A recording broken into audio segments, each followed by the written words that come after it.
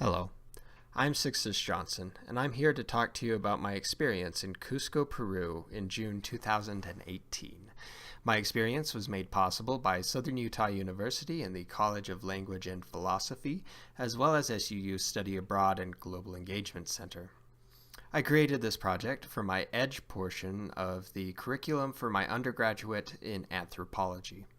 I gave my project the title Sixtus, SUU to Peru, so let me tell you all about this incredible experience. I wanted an experience to mark the end point of my undergraduate, and after my failed attempt to visit Sequoia National Park, I decided that that experience would be SUU's study abroad program to the archaeological wonderland that is the city of Cusco. But my experience exceeded my expectations, and I had a blast in the ancient capital of perhaps the greatest empire in the Americas during the late medieval age. But what made my experience so incredible were the wonderful people who live in Cusco today, the inheritors of the Inca legacy. Those people who are working every day to make Peru and the world a better place. I left for Peru shortly after completing my thesis on my local food and agricultural system here in southern Utah, so I wanted to learn not just about the past archaeological and agricultural achievements of the Inca, but also of the achievements of farmers today within the region of Cusco. My decision to travel to Peru was in no small part influenced by my love for adventure.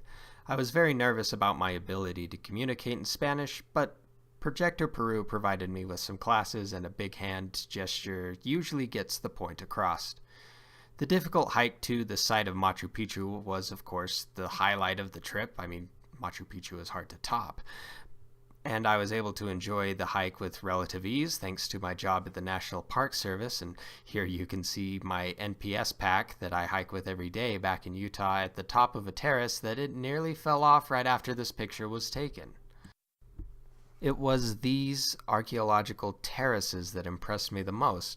My interest is in ethnobotany, the study of how people interact and change plant life. So this drew me into the site of Morai in particular, and I'll talk about that in a minute. Next to the picture of the terraces of Morai is the photo of the plants that the Quechuan women would use to dye their alpaca wool. We were able to organize a group to take a class on how the people make their textiles in the traditional way, and I was blown away by their generosity and rich knowledge that they were striving to keep alive within their society. Peruvian farmers subsist on an average of less than 5 acres of land, and this land is often on slopes and more often than not all cultivated by hand. This is a very big contrast to how we do farms in Utah. I was an intern at CEDNA, that is the Centro de Desarrollo de Niños y Adolescencias. This internship took me to the farms that surrounded the sacred Urubamba River. Here you can see me in the village of Taray, my first week, working with a network of strawberry farmers.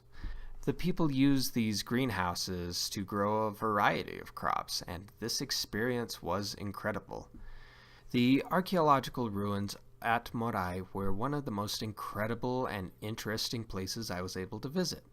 The site's purpose still remains a bit of a mystery, but it is agreed that it was used as an archaeological laboratory for the bioengineers of the Inca, who were experimenting with microclimates and soils on how the plants would grow. This was right up my alley, and my professor said that the site must be like Mecca to me. So I described the site at Morai as my American Mecca. Here, there are also the ancient salt mines not far downstream that are still being used as they have for generations before, with small families managing squares of saltwater pools to extract salt. I was blown away by the incredible purpose of this archaeological pit, and I would say this was the most inspiring of the ruins, besides Machu Picchu. I was able to experience the end result of the food system that I had come to study. The food in Peru was starch paradise, and I enjoyed every meal I had. We had the opportunity to take a class on the preparation of ceviche, and multiple times I was treated to meals cooked within the traditional earth ovens. Finally, I had all the wonderful museums my tired little mind could handle. We visited cocoa and coca museums, as well as the many cathedrals, churches, temples, Inca sites, and my favorite was the Museum of Pre-Columbian Art. The majority of these photos are the incredible ceramic work from the Peruvian civilizations. In reflection of my experience in Peru, I feel more confident in myself. I was able to take a leap into a completely different experience. I made friends in another language, ate good food, and I was able to meet inspiring people, all while seeing this wonderful city. So, many thanks to Projecto Peru and SUU.